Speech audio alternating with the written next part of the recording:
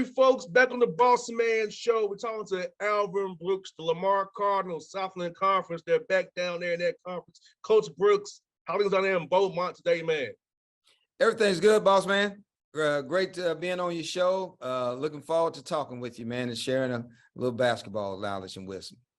Yes, indeed. First, I want to ask you this, Coach Brooks. Now, I didn't tell you this off the air, but my dad was a coach too. So, Okay.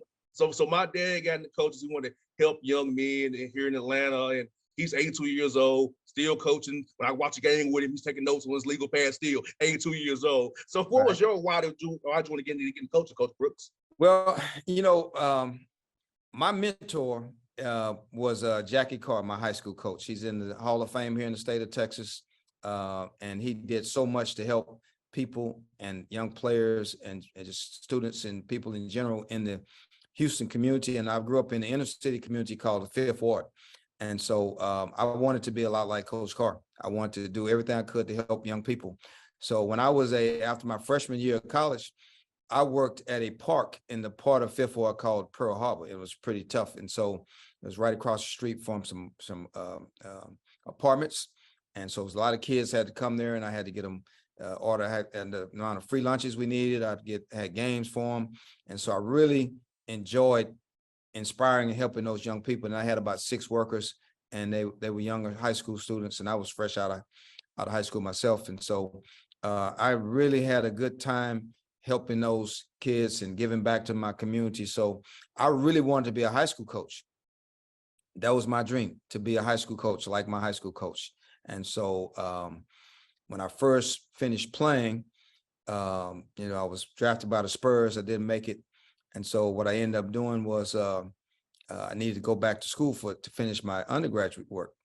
And so at the time, Lamar said, well, when you finish, we might have a job for you. But my mindset was I was going to go back home and be a junior high coach first, and then to the high school level. So, because I wanted to help young people. So that was the reason why I wanted to coach. I love the game of basketball, love the competition part, but I also really like the fact that I would get a chance to help young people for the rest of my days. Every year, I've been in it now for 40 years. And so you're always helping young people. So they get younger and younger. So the age gap goes a little bit more for me. You do it long enough and they get younger, but that was it. That was my why. No doubt. You know what, Coach Brooks, on Father's Day, my dad always tells me that I have 10,000 sons. You're my biological son, but I have 10,000 other sons. Right. And his phone blows up, his birthday, Christmas. These brothers from Atlanta he's coached from the 80s on up to still hit him up and talk to him like he talks to them. He talks to me sometimes, but it's life of a coach. That's what's so funny about it, how my dad seen him still impact people at his 82 years old, been out of the game for 10 years, still doing what he does for young men. Right. I think that's well put, that when your dad said that, you're his biological son. I have 3 biological sons, but yet I have so many other sons that I've adopted, that I've taken care of, that I've inspired, and they have fathers. Some of them don't, but some of them do. And still you do everything you can to impact those young men and to help them. And, it's anybody that you come across your path, really. And so on my desk, I've got this thing, boss man, I want to show you. And I've got this thing. I don't know if you can see that. It says, our goal is to help you reach yours, right? Yes. Yeah, right. Well, I've had that on my desk for 31 years. And so I take that with me everywhere I go. That's a reminder of what my why is. And that's what our mission is through the game of basketball, is to build relationships and help young people become all they can be. As I told you off air, Coach, seeing my father inspired me to want to help coaches. Because right. I know, living with a coach, how the tough ups and downs when a coach is. And my dad only get calls from AJC when I told you off there, when something bad, a player did something bad, or he won. So for me, I wanted to be that person you can come to where it's no bias, no narrative, no official information, where it's not transactional. It's a real relationship, real conversation. It's not the same old who started and who's injured. I want to be different from all the other people in the media. And I'll tell you a quick story. At Lake Point this summer, one of the main guys who were the college basketball information guys said to me, and I quote, "Man, boss, man, why always coaches come hug you and talk to you with smiles on their face? It's simple. I don't want nothing from them. You do. That's a great point. That's a great point. What can you do to help others when they really can't help you? That's kind of what we have to be about, and I think the role of a coach is that one of being selfless and a servant leader. So that was kind of how I wanted to build my staff, I wanted guys around me that demonstrated ability to be servant leaders and serve others. And you do that when when no one is watching, and they can give you nothing in return.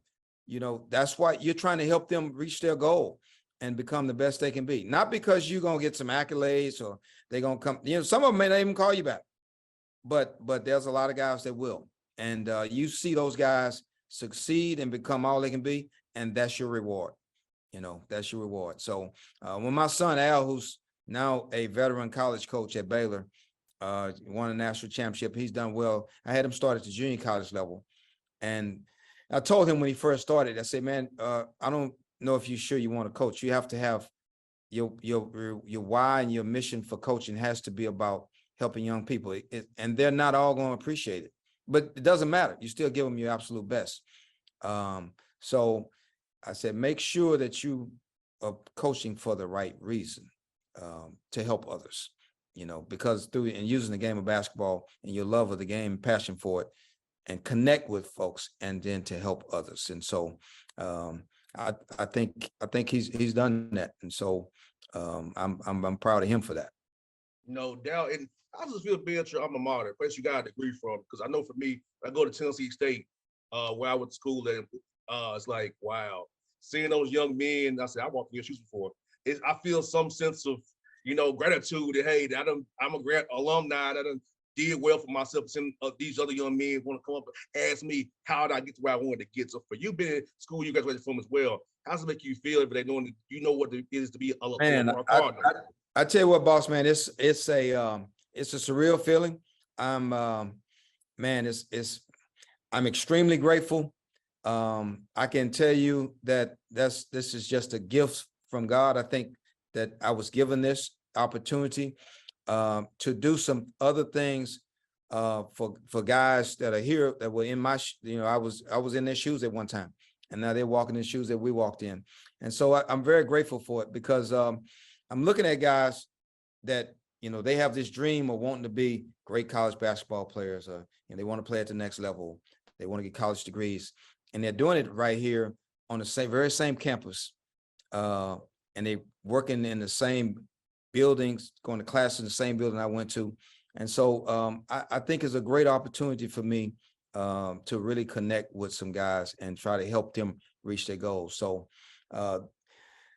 being here is, man, it's hard to explain. Like, I'm looking at, like, one of my walk-ons, his parents actually played here, Wow. Yeah, one of them actually played football, and his mom played basketball here. I look at some other guys, like my roommate was Terry Long, really good player. His son, Casey Long, is assistant coach at LSU. Saw him on the road. He was excited because his dad was excited about me coming back. There was a number of guys like Rashard Lewis, who played in the NBA for a while, that's good friends with my son. His dad and I played together here at Lamar. So, Rashard was born in Beaumont. So the connections are so deep. There's so many of them that, the relationships and connection with the people in Beaumont and Southeast Texas has always been there for me. This has always been like my home away from home. I hadn't talked to Kenneth Perkins, who played for me, but his son, Kendrick Perkins, obviously is on ESPN, that does a great job. He played here, and his mom went to school here. So that's just so many relationships that I had built years ago. And I look at some of the young people now that are offspring of those guys I played with, I went to school with, and they're either students here or teachers or coaches elsewhere, either in this community or in the Houston area, the Metroplex, or abroad. And then, I think I've got a chance to represent so many. And, we haven't done as well in the past as we did when I was here as a player and when I first started coaching here. And my mission here was to try to help restore the tradition and the winning, the culture back to where it was. We were in the WAC last year, just only year in the WAC. Now we're back in the Southland, which is where we've been for many years. And so, I just feel extremely blessed and grateful. And I actually, Bossman, believe it or not, I actually prayed for an opportunity to go to a program that was down, that hadn't won in a while, where I could have an opportunity to complete my career at the end of it, because I've been a part of rebuilds at Houston, at Texas A&M, at North Texas, at Texas El Paso, all these places where, they hadn't won at the time when we arrived, and then we were able to instill a winning culture, the staff and myself. And so I didn't really think about Lamar, though, really, as the place. When I was initially talking about this, I was thinking about some other schools in the state of Texas, and don't mention, but I that's what I was thinking of, that, it'd be great if I could do that. And then when this became available, this came on my radar, and somebody said, well, what about your old school? And I was like, man, I hadn't given it a whole lot of thought. I thought about it years ago. And then I just kind of like, yeah, they doing all right. They I just kind of give my support from afar as a former player and alum. And, if they ask for some money, I'll give them that. If they need support, I'll give them that. But then when that chance became available, that opportunity, I had thought about it, and I said, man, it's going to be a task. It's not going to be easy, but it can be done. And so, if there's anybody out there that should understand and know what needs to be done and how it can be done, It would be you. I would think it would be me. And I would think God prepared me for this because of all of the things I went through. I was at 33. I was the youngest, one of the youngest head coaches in the country.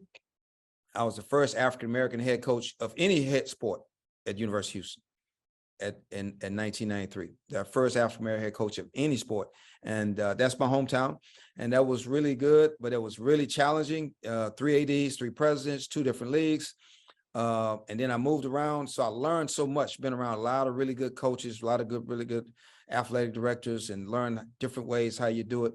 So I was able to learn all of those things and experience all those things, and then come back to my alma mater, where I know what winning looks like. I know what the structure of winning looks like.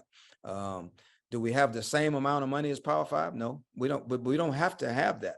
We're doing some really good things around here. We gotten support from some alums and from our new president, Dr. Taylor, our new athletic director, Jeff. He's been fantastic. So they're providing the things that we need. And so, we got a new film room that's soon to be completed. We got a player lounge put in. Those are some things that we didn't have prior to coming here. So those are the structural things that we've changed. Academic advisor and some other things that we have had that we needed to have for us to get better. And then, so now we have those things in place. So now we can put the work into the student athletes like we need to. We lift, study hall, attention to details in terms of making sure guys prepare in the classroom, getting tutors, and so they can excel and compete in the classroom just as well as they do on the court. Get as many college graduates, Lamar graduates as we can, hopefully 100%, that's the goal. And if they don't finish in 4 years, give them the opportunity to come back and finish. And then, after we lift, we go to study hall, we go to class, then we get our individual work in and those kind of things that we need to get shooting in. And so we have the extra staff to do that. And so now the winning can take place. So now we've instilled a winning culture, winning spirit. And so we've got 10 new players, man. Wow. I got 10 new guys, got a whole entirely new team. And so, and not one of them is a transfer portal guy. We did the exact opposite what a lot of our coaching peers have done. We didn't live in the transfer portal. So we're not older. Now, not all of them are high school guys. So half of them are junior college transfers, but I thought we had a really good class. So I think the process of getting back to where we need to be will start this year without question. And we'll start making a move back up and getting back on the winning track and winning some games and create some excitement here in Beaumont in this Golden Triangle area and get this thing popping, Bossman, like it used to be. That's the goal. I hear that, Coach. I'm just curious about, and like you said, I know a lot of guys will be in the portal. I was gonna ask you, how has the portal changed coaching and recruiting relationships with players? I feel like you have to always recruit your guys, all the time. Oh, Bossman, it has changed the game tremendously because we can't forget the NIL just started, and that's changed the game a lot now. The NIL, that money. And then now guys can put their name in the transfer portal without asking permission for the coach. You can just, hey, go talk to the compliance officer, put your name in the portal, boom, done. And then they can be immediately eligible to play elsewhere. So it's changed things. My belief after being in it for a number of years and having my ear to the ground and kind of watching closely, when we were trying to rebuild this, our staff and I, we talked about last year, it's hard to do with just high school guys because, when you're just that youthful all the time, it's hard to really win. So we had to have a combination of youth and experience and age, right? We needed to have both. And so that's why we went some high school guys, but the right kind of high school guys. And I tried to be careful. We got a couple of post-grad high school guys that, and that's important because they really are not 4 years of high school. They've been 5 years of high school instead of being 18 or 19. And that makes a difference. And then we did a few guys at junior college. And because of COVID, a number of the junior college guys got a year back. For example, we have 2 guys that spent 3 years in junior college, but because of COVID, they got another year back. And so they'll be juniors for us, although this is their 4th year of college.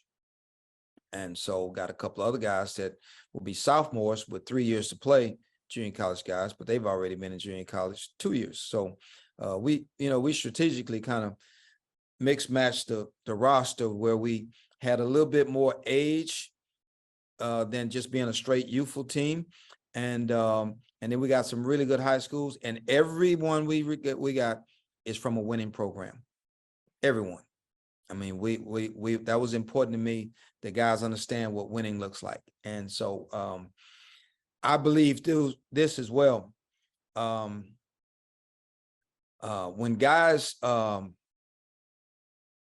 drop down a level, I say, we're not at the Power 5 level, obviously. Like when I was at Houston and when I was when my son now is at Baylor, the Power 5 transfer from one school to the next is a different level of transfer. I mean, that guy, like my son, them had James Akinjo that had been at Georgetown, and say, for example, then he went to Arizona, then came to Baylor. But, my man was, he's all about trying to get to the league, different level of commitment to it. I personally have found that when they come down, drop way down to our level, a couple of levels, you have to be very careful of what their mission is, what their desire is, what their why is. And so, not oftentimes I found it's not quite what doesn't match ours. And so we've tried to stay away from that. And that's one of the reasons why we went with the junior college and high school guys. Now, you mentioned earlier, how much has it changed the game? I mean, let's be real, man. There's a lot of guys at these Power 5s or different, not just Power 5, the other schools, they got somebody on staff. They're targeting already, got a list of guys who are potential transfers. And they're putting their eyes on those guys. And then, which is why, lower level guys sometimes end up losing their guys to higher levels for, they want to play at the bigger school or get more exposure. There's some things that we're going to do to combat that. I think that we can have a program that has an opportunity to get to the postseason play.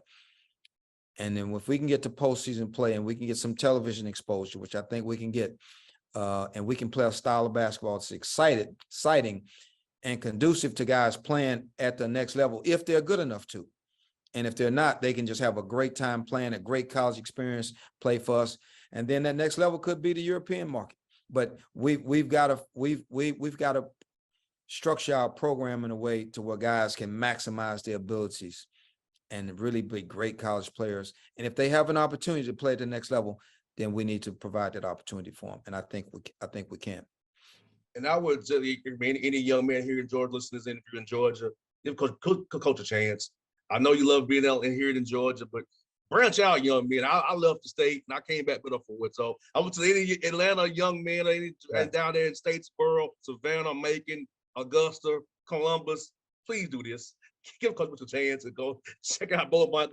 Some great food there. It's near the water too. So Coach, tell about the food and the water in Beaumont, Coach. Tell about that, man. Oh, it's outstanding now. I mean, I know you're a Georgia guy, so I love Georgia now. I love Georgia. Great people, great food, really good athletes, tough. I think over the years, when I spent my time at Kentucky, that's when I really realized, and I started looking at the top 100 list. And then I was looking at the state of Georgia. It's not nearly as big as the state of Texas and some other states, but man, they always produce productive players at the next level, Division I level. So I thought, man, that we should target that. But you talk about our food here, man, we in this, we're close to the Louisiana state line. We're less than an hour. And so, we've got that good Cajun Creole food, a good mixture of seafood and barbecue and steak. And so we got a little bit of everything. We got a lot of restaurants in this, Beaumont's a little over 100,000 people. And then there's a lot of other communities close. We call it the Golden Triangle because Beaumont, Port Arthur, which is about 15, 20 minutes away, Orange, which is about 25, 30 minutes away, Beaumont, Port Arthur, Orange make up the Golden Triangle, and all those little communities that are within those three cities I mentioned, Beaumont, Port Arthur, and Orange, and just outside of that. So it's a lot of people in this area. We have all the major networks here, like we have CBS in Beaumont, CBS, ABC, NBC, Fox, all TV networks right here in Beaumont that cover the Beaumont and the Golden Triangle area and cover Lamar University. There's not any professional basketball or football or baseball teams in this area. There's no minor league teams at all. And so we're it. So we just need to kind of get everything in order, get this thing rolling. And much like it was when I was here as a player and right after I finished playing, started coaching, man, we had tremendous home crowds, a lot of support. And it's a very resourceful area. And so we've got a chance to do some great things. Our campus is a really nice campus. It's only about 8,000 on campus. It's about maybe 15,000 overall with the others that are online to provide education. But it's a small student-teacher ratio. It's a very nice campus. It's a great mixture of people here. Students come here and they love it. I think the small student-teacher ratio really is important because it gives you a great chance to connect with your professor, which gives you a great chance to have a maximum effort in the classroom and really do well in the classroom and excel and then complete your degree and get your degree. So, and at the end of the day, getting that education is what it's all about, giving yourself an opportunity to make money for the rest of your life and building relationships. So I like what we have. I like what we have to offer. And I think we just need to keep doing our thing, and then we'll get this thing back. So, man, I appreciate you letting me get this message out on your show. And maybe we might get a guy from Georgia or two. Never know.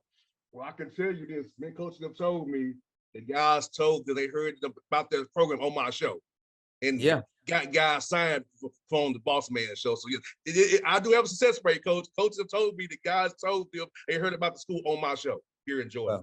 Well, I believe that you have a really unique. When I say it's unique, because it's sincere, your platform, and I can just feel it and tell, and it's real. And so that's what I like about you. And I haven't even known you really that long, but I like that. I could feel it as soon as I came on. Talked about your dad being a coach. He's 82 and he's still coaching a little bit. So you kind of understand what it's about. I like that. So I look forward to being on there again after we. No, oh, we're gonna do that, Coach. Number offline here too, Coach. Last one I'll tell you before you go. Like for these young men out here, I'm a football didn't work out for me in college. I had to do something outside of football. You see, I'm not in the NFL, but Right. I have a good career. I've been covering the NBA for 11 years. Got my Right. own right there what I own. So guys, get your degree, train some like I did. Yeah. Yeah. What you got yours from Tennessee State? Yes, in business. Okay. Oh, that's great. Big time. Big time. Masters in NBA too. So I got both. Oh, that's big time. Love it. Love it. So I can get my own. I'll do my own taxes, my own radio show, my own promotions, my own. I'll do all that. What's your Twitter and Instagram? What's your At Bossman Show, Gerald the Bossman, all the same things. At Bossman Show, the BossmanShow.com. So, oh yeah, we got it going on because we on LinkedIn too. We on Twitter, YouTube. So Twitter, you're at Bossman Show. Yes, sir. Okay. And Gerald the Bossman is my personal. Okay. All right. Good deal.